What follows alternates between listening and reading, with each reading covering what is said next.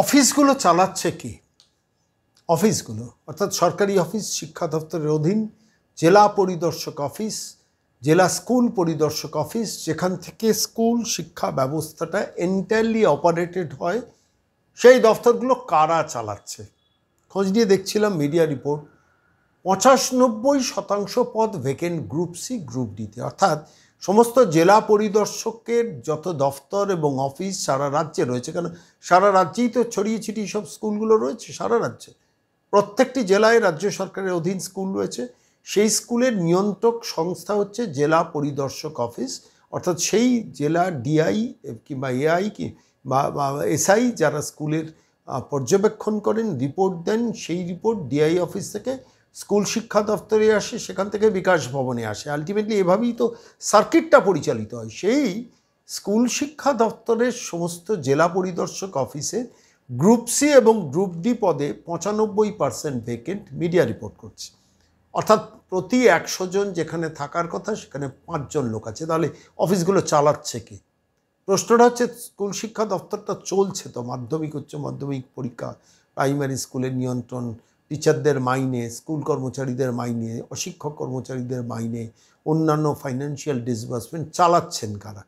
তার মানে সমস্ত অফিসগুলো চলছে, কিন্তু সেই অফিসগুলো নিয়ন্ত্রণ করতে গিয়ে যদি 95% লোক না থাকে, অর্থাৎ গ্রুপ সি এবং group D, group C clerical, group D মানে একদম গ্রুপ সির পরের ক্যাটাগরি, সেখানে যদি লোক না থাকে, তাহলে কি পাঁচিল টপকে ভেতরে এসে দরজা খুলে পেছনের দরজা দিয়ে ভূতেরা ঢুকে স্কুল পরিদর্শক অফিসগুলো চালাচ্ছে? তার মানেটা তো তাই করতে হয়। যদি 95% পোস্ট ভেকেন্ট থাকে, তাহলে সেই জায়গাটা কারা চালাচ্ছে? কিন্তু সব কিছু তালে গোলে কোনো না কোনোভাবে চলছে। কীরকম চলছে সেটা তো আপনারা জানেন, নতুন করে ব্যাখ্যা করার দরকার নেই। কিন্তু প্রশ্নটা হলো এখানে, তাহলে ভূতে চালাচ্ছে অফিস? আমি এই প্রসঙ্গ বলতে গিয়ে আমি আরও কয়েকটা নির্দিষ্ট তথ্য আপনাদের কাছে দেবো। এ রাজ্যে চাকরির তো আকাল আপনারা জানেন, সরকার চাকরি দেবে না, কিন্তু খেলা, মেলা, উৎসব, কার্নিভাল, 15ই আগস্ট সব কিছুর জন্য টাকা বরাদ্দ থাকবে। রেড রোডে ওই পুজোর কার্নিভাল হবে, সেই পুজোর কার্নিভালের জন্য কয়েক কোটি টাকা বরাদ্দ হবে। দুর্গাপুজো কমিটিগুলো যেগুলো 2 কোটি টাকা, 3 কোটি টাকা দুর্গাপুজো, সেখানেও 1,10,00,000 টাকা ভেট দেওয়া হবে। ইলেকট্রিসিটিতে 80% ছাড় বা 85% ছাড় দিয়ে দেওয়া হবে। ফলত সেইভাবে সরকার কিন্তু খরচা করবে। সরকার আইনজীবীদের পেছনে প্রচুর টাকা বিনিয়োগ করবে, মানে চুরি করা চুরির মাল বাঁচাতে। ফলত স্বাভাবিকভাবে সেইখানে দাঁড়িয়ে সরকারের যেখানে নিয়োগ করার দরকার, যেখানে সরকারি কর্মচারী রাখা দরকার, সেইখানে 95% group C, group D staff নেই। এটা তো হলো একটা দিক। দ্বিতীয় দিক, বিভিন্ন সার্কেলে যারা জেলা পরিদর্শক থাকে, অর্থাৎ এসআই হিসেবে যারা থাকেন, সেই জেলা পরিদর্শকের হিসেবটা দেখছিলাম। সেখানে 51টা স্কুল পরিদর্শক পদ, সাব ইন্সপেক্টর অফ স্কুলস বা এসআই, যেটা 51টা পোস্টে কোনো ভ্যাকেন্সি নেই। ভাবতে পারেন, এসআই পোস্টে 51টা পোস্টে কোনো নিয়োগ নেই এই সরকারের, দিনের পর দিন। তাহলে তারা কাজটা কে করছেন? ভূতে করছেন? আবার প্রশ্নটা ভূতের প্রশ্ন এসে গেল, কারণ এ রাজ্যে তো ভূত এসে ভোট দিয়ে যায় 7 লাখে সাংসদ যেতে। ফলত সেই ভূতের ভোট ভীষণ দরকার। মৃত মানুষের ভোট যেমন দরকার, তেমনি স্কুল পরিদর্শকের অফিসেও ভূত দরকার। ভূত এসে কাজ করে যাচ্ছে। 51টা সার্কেল ইন্সপেক্টরের পদ, জেলা পরিদর্শকের পদ ভেকেন্ট। শুধু তাই, বিকাশ ভবন এবং জেলা অফিসগুলো মিলিয়ে এই শূন্যপদের সংখ্যাটা হচ্ছে প্রায় 250। বিকাশ ভবন এবং জেলা অফিসগুলোতে মিলিয়ে এই শূন্যপদের সংখ্যা হচ্ছে 250। আর সারা রাজ্যের একটা হিসেব মিডিয়াতে রিপোর্ট বেরিয়েছে। সেই রিপোর্টটা হচ্ছে 950 পদের মধ্যে ফাঁকা পদ রয়েছে 474। ভাবতে পারেন, 950-র মধ্যে 474 পোস্টে কোনো রিক্রুটমেন্ট নেই। শিক্ষিত বেকাররা, আপনারা যারা এই প্রতিবেদন দেখছেন, আপনাদের ঘরে ছেলেমেয়েরা চাকরি পেতে পারত। একটা 950 পদের মধ্যে 474টা পোস্ট ভ্যাকেন্ট। স্কুল শিক্ষা ব্যবস্থাটা যে সিস্টেমটার উপর ডিপেন্ডেন্ট, সেইটা। তাহলে কাজটা কে করছে? এবার ম্যানিপুলেশন, টেবিলে বসে ম্যানিপুলেশন। ভূতে এসে কাজ করে যাচ্ছে, পাঁচিল টপকে পেছনের দরজা দিয়ে ঢুকে চেয়ারে বসে কাজ করছে, করে তার ভিত্তিতে স্কুলের শিক্ষা দপ্তরটা চলছে। বিকাশ ভবনটা তার ভিত্তিতে চলছে, যে বিকাশ ভবনে মাঝে মধ্যে এ রাজ্যের, যতদূর জানি, শিক্ষামন্ত্রী ব্রাত্য বসু মাঝে মধ্যে যান। এটা তো গেলো একটা দিক। আরেকটা তথ্য আপনাদেরকে দিই, জেলা স্কুল পরিদর্শক এবং সহকারী জেলা স্কুল পরিদর্শক ডিআই এবং এডিআইয়ে ফাঁকা পোস্টের সংখ্যাটা হচ্ছে 43।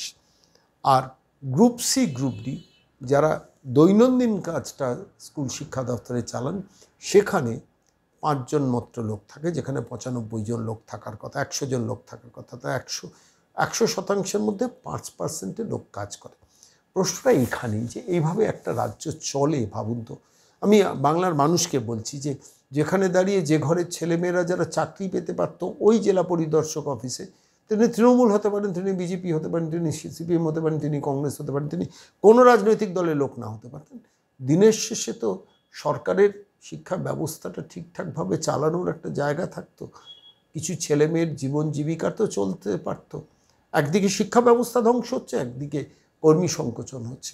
আমি হিসেব করে দেখছিলাম, যদি একটা 950 পোস্টের মধ্যে 474টা পদ ভেকেন্ট থাকে এই সারা রাজ্যের মধ্যে, মানে এই জেলা পরিদর্শকের দফতরে, তাহলে এই 474 জনের মাইনে দিতে কত কোটি টাকা মাসে রাজ্যের লাগতো।